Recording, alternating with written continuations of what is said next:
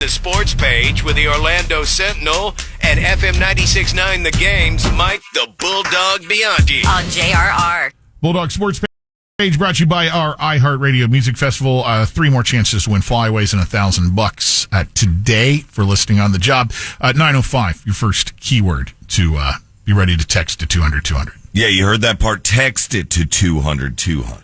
All right, dog, obviously much to discuss this morning, sir. Where are you going to begin? Oklahoma City last night in a still shocked building? Wow, Tyrese Halliburton does it again for the Indiana Pacers. They pull off another last-second comeback. They beat the heavily favored number 1 seeded Oklahoma City Thunder in their own building last night, 111-110.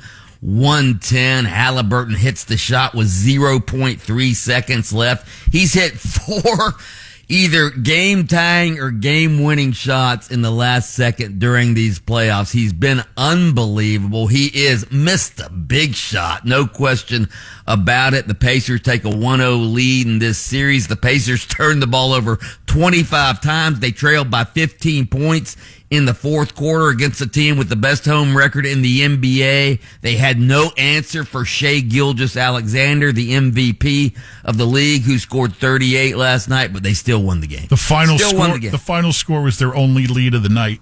Right. Yeah. Right. Unbelievable, man. Dog, I told Pat, I went to sleep at halftime because they were up by, I think, 10 or something, OKC was. And I said, why am I going to waste the time? I know who's going to win the whole series. He told me this morning who won. Oh, my God. By the way, this is the fifth time. This is the 5th time in the postseason that Indiana has rallied from 15 points down or more. It's incredible. So, yeah, they're incredible. By the way, go read my column in the Orlando Sentinel, and you'll realize that the Orlando Magic are actually responsible for both of these teams being in the finals, based on a trade they made in 2016. There is a link to that on the JR Facebook if you want to go that route as well. All right, Bulldog, Stanley Cup Finals continue tonight with Game 2 from Edmonton. Yeah, we need to win tonight. The Panthers need to win the game tonight.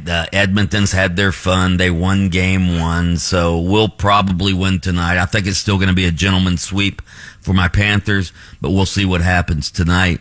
Is that what you call it, a gentleman's sweep? That's what you call it when they didn't do the sweep that you predicted? Yeah, you let the other team have one game just to be polite. Okay. Yeah, just to be gentlemanly. I hear you. Texas Tech, man, they come back last night in the Women's World Series. Najari Kennedy, the star pitcher for Texas Tech, the first $1 million player in women's softball. She sort of blew the game in Game 1 when she was trying to intentionally walk the Texas player, and the Texas player swings at it and, gets the game-winning hit. Well, last night, last batter, she just went right at her. Boom, boom, boom. Struck her out on 3 pitches, and Texas Tech ties the College World Series 1 game apiece. The deciding Game 3 will be tonight. I know you guys will be tuned in for that. Big news in the NFL. Aaron Rodgers, A-Rodge, the ayahuasca kid, going to the Pittsburgh Steelers. He signs a 1-year deal yesterday.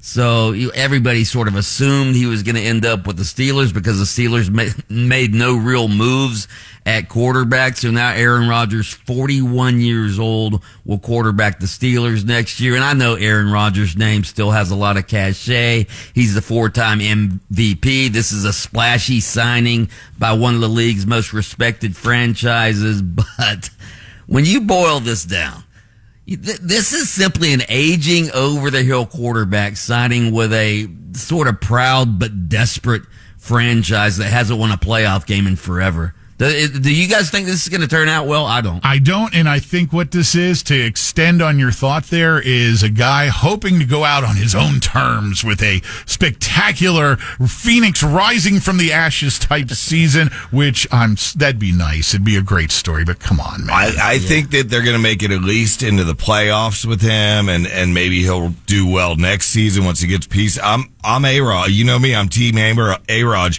and Terry Bradshaw. I have a question for you, Mr. Terry Bradshaw. How'd that taste? What did Terry Bradshaw do? Well, Bradshaw it was while you were on vacation. Bradshaw was like, man, he wished that Aaron Rodgers would just stay in the desert eating mushrooms and talking to the gods. Yeah.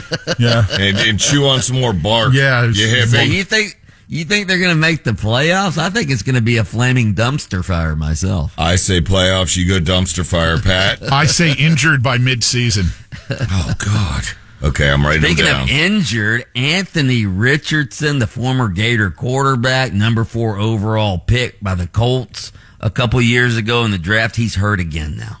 He's hurt again, shoulder injury. They don't know when he's going to be back. Don't even know if he'll be back by training camp. So Anthony, is it time to declare him a bust, by the way? I predicted it before he even got to the NFL when I watched him in Gainesville. The couple games that I went to. I mean, he's a freak athlete, but he's a China doll. He's just a China doll. He can't stay healthy. Yeah, and when you leave a game, in the middle of it, you just walk off the field because you're tired. You mean when he tapped out? Yeah, he tapped out. Come on, dude. That dude, seriously, I told both of you guys going to those Gators games, he was hot and cold. You'd sit there and go, God, this guy's awesome. And then you'd say, this guy sucks. So... Hey, Lynch, real quick. You're Mr. Motorsports. So NASCAR's in Michigan this week. You want to explain how this in-season tournament works? I'm not even going to attempt to. No. Come on, man. They're starting their in-season tournament this week in Michigan. And I'm trying to figure out. I don't even quite understand how their playoffs work. And now we're going to the in-season tournament, which I don't understand. Sometimes I just shake my head at some of that. At least NASCAR has the willingness to, try to change and roll and do different stuff. But NBA now has an in-season tournament. MLS obviously has in-season tournaments. Now NASCAR. Why don't these sports leagues just admit, hey, our season's too long. Okay, maybe we should just shorten our season so we don't have to have these in-season tournaments to try to keep people interested. How about that? Yeah, agree. No F1 desk action this week. F1 is off. Yeah, guys, so. that's what's making NASCAR do all this stuff too. Is F1 scaring them? Maybe a few years ago, I think that threat has kind of backed off a little bit. They're hearing this in the background. Hey, dog, I wrote down our predictions for A-Rod. Again, to recap, I took a picture as well. Dog, dumpster fire. Pat, injured halfway through the season. And me, playoffs. There we go. There you go. You know what this feels like to me real quick? This feels like, the Steelers obviously have had past glory, A-Rods. They feel like sort of the guy going through the midlife crisis, trying to recapture their glory. Right, right. Buying a Mazda Miata. Getting hair plugs. I think it's a Corvette, not a Miata. He is Mike the Bulldog Bianchi, host of Open Mic on AM 740 and FM 96.9 The Game, weekday mornings. So Jason does, and he takes the time out to come over here to JRR for the sports page. By the way, happy birthday to the great guitarist Steve Vai and to Gary U.S. Bonds. Lynch and Taco.